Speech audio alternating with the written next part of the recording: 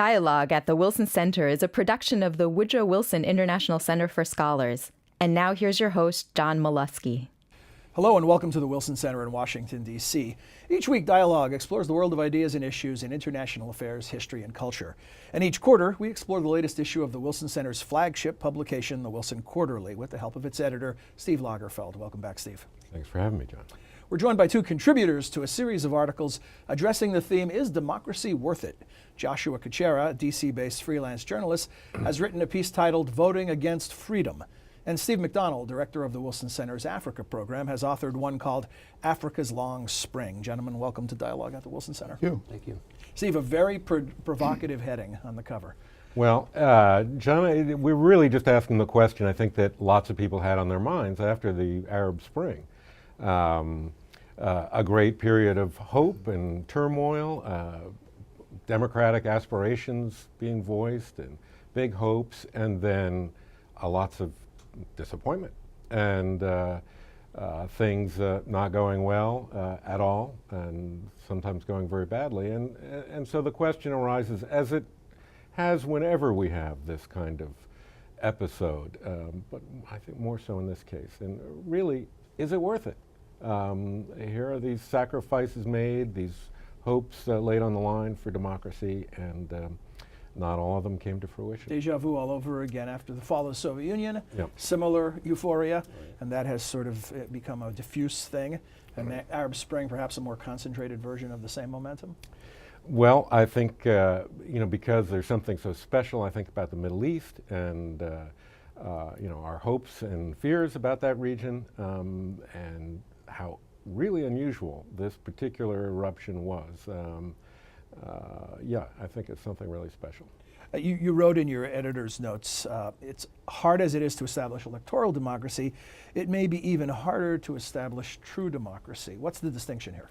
Well, what I really probably should have written, John, is liberal democracy. So we're going to edit you on the fly. The simple term, I always need to be edited. That's the do. problem with being the editor. You don't always get edited. We're really talking there about liberal democracy, which is a democracy that is joined to a notion of individual rights and freedoms, and probably a set of institutions, civil society and so on, legal protections. It's a broader, it's much more than elections. I mean, we Americans, we love elections, and we look around the world and we see countries holding elections and we say, yippee, democracy. Well, in some formal sense that's true, but real democracy, is something more deeply seated. And even counting votes, depending on how they're cast and how you count them, may appear to be something other than what it really is. Well, that's true even in the United States. Yes, yes, as we have known from recent history. Let's bring our two contributors into the discussion. Steve, I want to begin with you because the title of your piece plays off the notion of the Arab Spring and suggests there's been an African Spring underway a lot longer, but it's gone unnoticed. Why is that? Exactly. I was very happy that Steve invited me to do a piece for this because I think in some ways Africa begins to answer your question, well, how is the Arab Spring different from what happened after the end of the Soviet Union and perestroika and 1990s and beyond? Africa is a continent that everybody's been waiting on, trying to promote democracy for a very long time, but not understanding that until 1990, 91, 92, there wasn't really a culture for democracy. There wasn't a framework for democracy on the continent. It was caught up in big men politics, leftovers of colonial rule and post-colonial manipulations of rule, client statism under the Cold War situation. And only after the fall of the Soviet Union, the end of the Cold War, the withdrawal of those kind of client state relationships by the United States, by China, by the Soviet Union, Russia, and et cetera, did things begin to open up for civil society, for the staging of national dialogues and constitutional referendums and on and on and on. And it's taken, these 30 years for that to play out. So yes, the Africa Spring began in approximately 1990, 91, 92, but it's only now that we're seeing the fruition of that and the rise of some true democracies or liberal democracies, as Steve said, and some way to quantify that and begin to take some faith in it. And Joshua, or Josh, do you prefer Joshua or Josh? Either way, Josh. Josh, the piece you wrote suggests something entirely different, that maybe not everybody loves democracy. Who are these people? Well, my piece focused on the former Soviet Union, the 15 successor states that became independent in 1991 when the Soviet Union collapsed. And what you've seen in those states is that after that initial euphoria of 1991, the democracy has kind of has failed to take root there. The rankings of political civil freedom in these countries have, for the most part, gone down or stagnated in all the successor countries. Opinion polls taken all over the region show that people prefer a kind of strongman leader to a democracy. Vladimir Putin, of course, being the prime example of this. He's sort of the 21st. And you write more popular often in places other than Russia. Right. He's very popular all around the former Soviet Union. I work especially on the Caucasus and Central Asia, and you go there, and he's really highly regarded because people see him as yearning for their own strongman. Right. They want their own strongman because they see that he's brought order to chaos, and as a result, economic prosperity to Russia, and so that's what they want for themselves.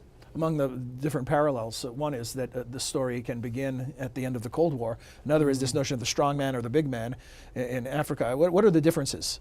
Is this in why the appeal of the strong man in the area that you've written about is that the kind of order and the kind of controls that people have been used to for generations are still yearned for, and democracy and free markets can be a little scary. And in the case of Africa, it's been a different type of tradition of the strong man. Well, my 42 years of working in Africa and living in Africa lead me to a different conclusion than Josh has gotten. But of course, they're very different areas, very different cultures, very different situations and histories. But the strongman rule in Africa, which was what replaced colonialism, obviously was beneficial to some elites. And so there were segments of the population who very much liked that because they benefited from it. But the popular perception of strongman rule was always a negative, and still is to this day. I think they yearn for an opening of society, a responsibility and accountability on the part of government, and that emerges more and more, and particularly today, and this is in my article, particularly today as you're getting this inflow of highly educated, technology savvy youth who are coming back and really and they're coming in sort of a middle class role too, as the middle class really grows in Africa. So creating a whole kind of pressure on governments. But I would say, the popular will, the popular desire throughout Africa is for some kind of representative government, not the big man rule of old. There's one interesting parallel that I saw, though, in the two articles, which is both of you pointed out that in resource-rich countries, especially oil-rich countries, they're almost all associated with autocracy. I mean, why is that? Why are those countries? Why does that breed autocracy more than other? Well, I think it breeds the resources for autocracy to keep itself in power. That would be my short answer. Right. That whether you're talking about Nigeria or Bashir's Sudan or even a little more benign but still autocratic situation in Angola, it's those resources that have allowed them to keep a lid on things. But even that is beginning to change in Africa. And emerging, and it's important, emerging countries who have been now in a democratic mode for some time, and I'm talking about the true democracy description you gave, like Ghana, which comes from a very autocratic background, but has now had, I can't even remember, about 5 elections, I guess, in a row where there's actually been not only change in president, but change in party peacefully. And they are taking great pains to be sure that oil revenues, as they've had the vast discoveries of oil and gas off of their coast, are used for the good of the nation, and putting in laws and structures to monitor that. Would it be accurate to say that one of the X factors in creating an environment for democracy, and perhaps even a yearning for democracy, is a robust middle class? Yes, I think that's one of the things you saw in Russia and the protests that have popped up over the last couple of years, is that they're really led by the urban middle class in Moscow, and those are the people who were the first people in Russia to really kind of en masse protest against autocracy there. I would agree. I think that a middle class sort of has the resources and the intellect and the planning ability to kind of be that protest element, but also the reason why there wasn't popular uprisings, the vision of the peasants in the streets in Les Miserables and et cetera of old in Africa is because there really wasn't a capability amongst the poor to challenge authority. And these sort of cheeky youth who are coming back now who have their MIT degree and understand information technology better than you and I do, they have that ability, they have that enthusiasm, they have that energy, and they're pursuing this. The initial euphoria post-Arab Spring, or in reaction to the Arab Spring, you write that this Arab Spring was not perceived in the same way in the former Soviet states. Right. People really didn't see it like we did as the triumph of democracy. They saw it as a outbreak of chaos and the possible opening for Islamists. The exact opposite almost of what we saw. But to their credit, they're turning out to be more correct than we were. Well, I guess you could make that case right now. And people are saying, well, people in Russia sort of mockingly looking at us saying, well, we told you this was going to happen in Syria. We told you this was going to happen in Libya. When you get involved, it's going to turn into chaos and Islamists are going to come in and, it's a dangerous thing when you start to upset this order. Steve McDonald, was there any reaction in Africa that you can generalize about in these terms? I would kind of agree with what Josh has said, that the African response was not seeing this as an inspiration, and where there were autocratic governments, let's all go to the streets. You saw a little bit of that, I think, in Senegal. There might be some inspirational moments, but mostly the situation is so different in Africa, even in countries like Kenya or elsewhere, where there's great public dissatisfaction with government in recent years. It wasn't a matter of taking it to the streets because no one wanted to upset the apple cart entirely. Mm-hmm. In countries that are pretty functional, people like to keep that function going. They just like to perform it. So reform movements and pressures for that are underway. But there's also another response from Africa, and that is a totally negative one, because of course what's happened in Libya has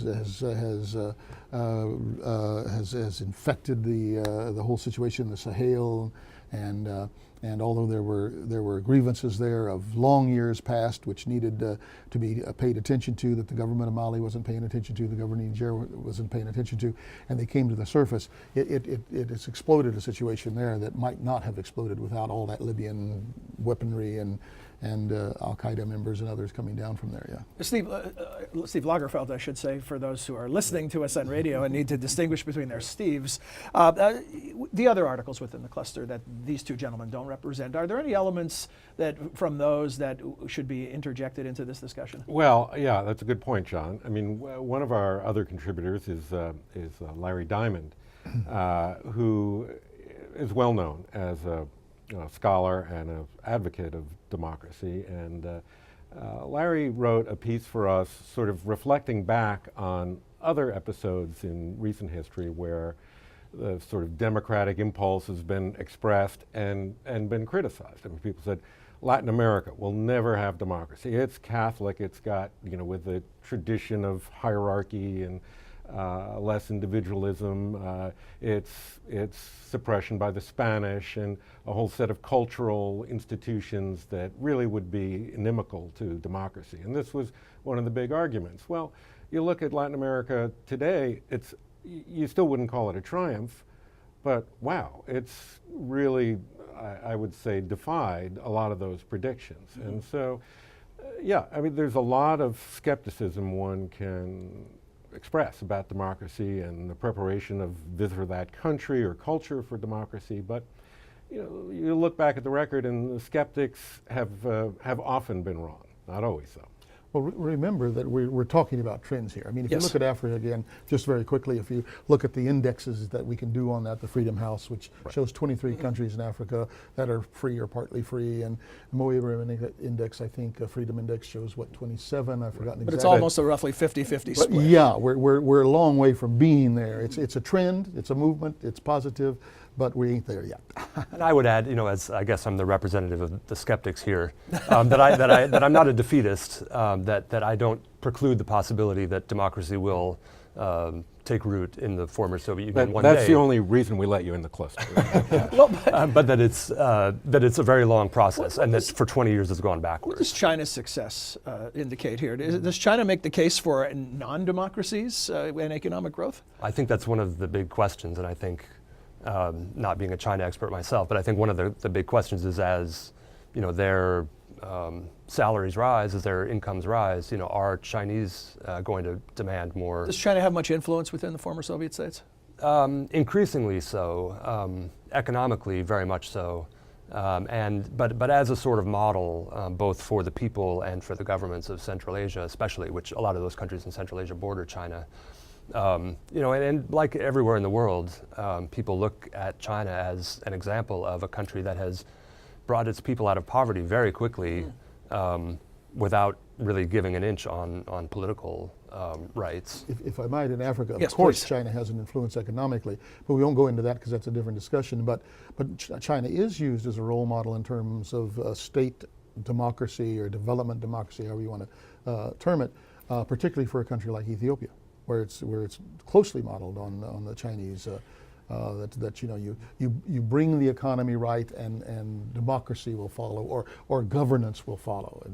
The belief or the hope. Yeah. I don't know which one it is. John, you and I talked about this actually on a previous show, because earlier we did a cover story on India. We call it "Will India Make It?" But it was actually looking at this very same thing. There's the Chinese model for the developing world, which is a very powerful one. The question is, what are the other models? Well, you can look far and wide. There's Singapore, there's this, there's that. But India is the most likely place to look. I mean, the world's biggest democracy. It too has enjoyed its sort of economic surge, but not anything rivaling China's. And the question is, will India play that role, or will China someday? Will China, take a more democratic turn?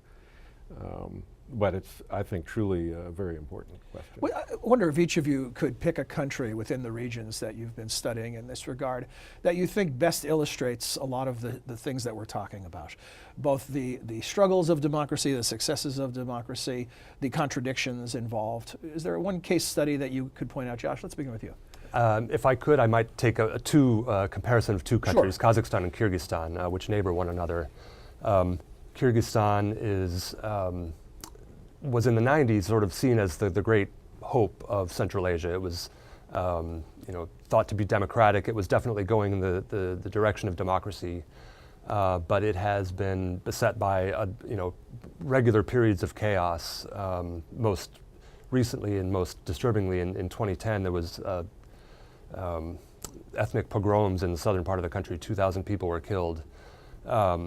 And this is really a sort of negative example. People around Central Asia have seen this as, okay, this is what you get if you're a democracy. And of course, the autocrats of Central Asia have used that example for their own benefit. But in Kazakhstan, just across the border, you have this country which has been increasingly cracking down on any opposition, any free press, but has gotten rich through oil.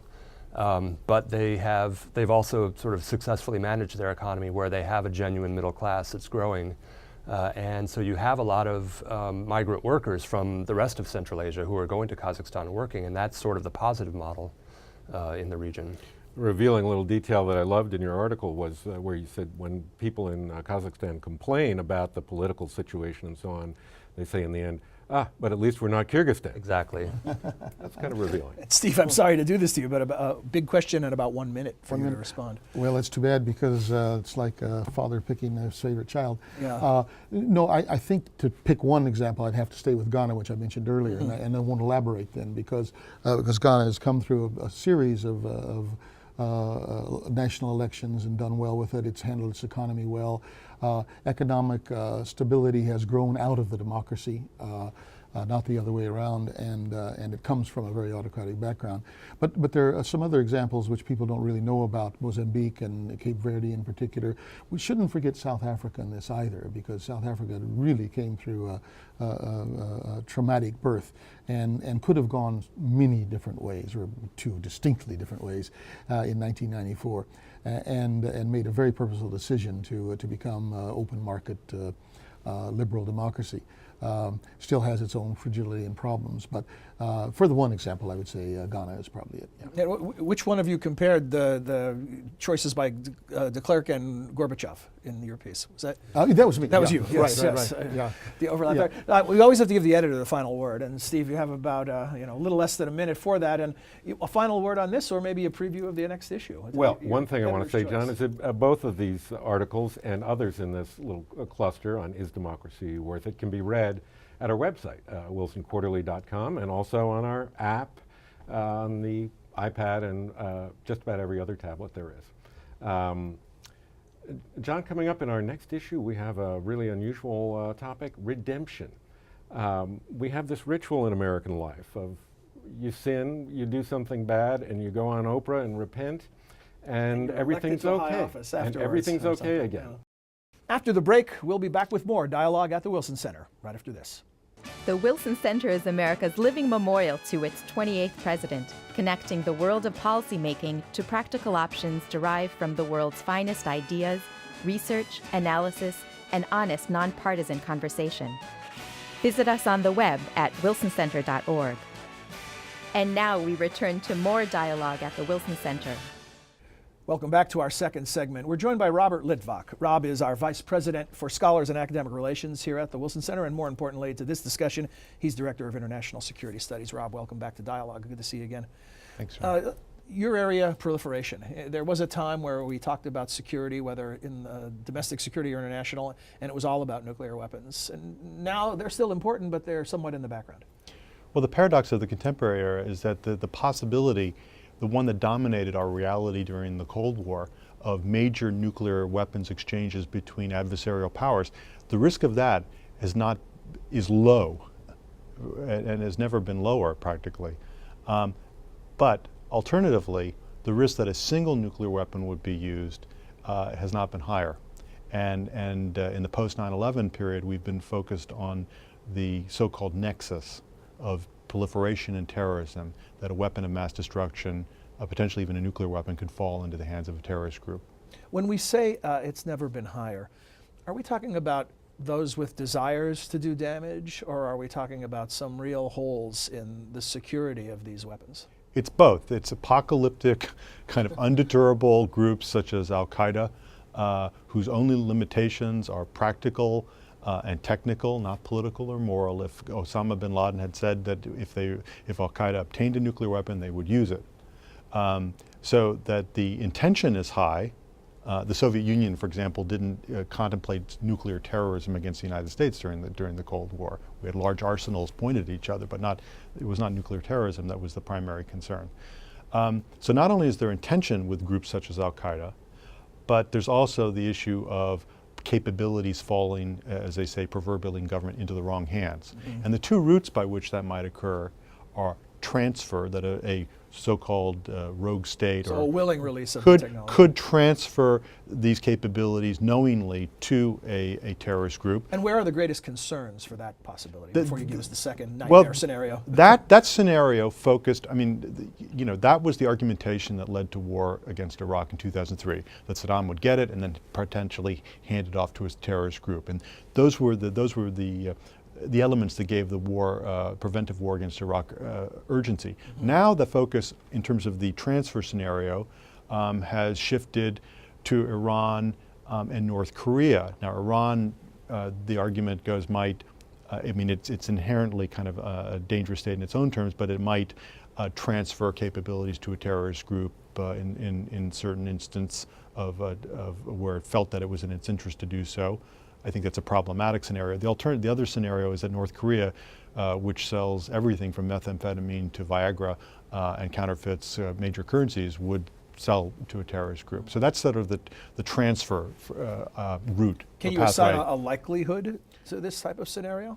Low, because good to hear. Because states do have return addresses, and U.S. declaratory policy has stated that states would be held accountable for any transfer of material. This is occurred after North Korea conducted a nuclear weapons test in 2006. And the second scenario is the accidental. The second is accidental, that you'd have a nuclear arsenal that was inadequately secured. And here the focus has been on Russia, just because it's such a large nuclear infrastructure in the former Soviet space, and also Pakistan, which has a large and growing nuclear arsenal. I mean, Pakistan is moving in on France and Britain in terms of size of their arsenal. And how much international cooperation is there currently to make sure this doesn't happen? Well, under a program that started as cooperative threat reduction after the Cold War to sort of nail down materials and weapons in the former Soviet Union, those efforts have now expanded. The Obama administration has spearheaded a global campaign to lock down fissile material so it doesn't fall, into the wrong hands. Now, of course, if a terrorist group obtained fissile material, it's a long way from that to actually procuring a weapon. In terms of the leakage scenario, that second route I mentioned, I think the concern is an actual weapon in, say, the Pakistan arsenal would find its way to a terrorist group, that perhaps a jihadist would infiltrate the nuclear program of Pakistan and then facilitate a diversion of the weapon to a terrorist group. And quickly, I hate to do this to you, but in about 10 seconds, just an update on the meetings with Iran, the negotiations with Iran this week. Well, the main outcome of the meeting was that the meeting was held and there was no breakdown. But I think the structural issues that are in play that limit the prospects for an early diplomatic outcome still kind of hold. And I think that the issue is more in Tehran than in Washington, because in Tehran, the nuclear issue, as the Wilson Center's Iran experts have pointed out, has become a proxy for the broader question of how Iran relates to the outside world. Rob, thanks for joining us. Look forward to your longer appearance coming up with Mark Mazzetti a little later this year. Thank you. That's all for this edition of Dialogue at the Wilson Center. Until next week, I'm John Molesky. Thanks for joining us. We'd like to hear from you. Please send your questions or comments to dialogue@wilsoncenter.org. You can also follow us on Facebook. Search Dialogue Television and Radio. Our host's Twitter feed is twitter.com/John Molesky. Dialogue is a co-production of the Woodrow Wilson International Center for Scholars and MHZ Networks. Dialogue is available via broadcast, cable, satellite, and telco on MHZ Worldview throughout the United States. To see how to watch where you live, visit www.mhcnetworks.org.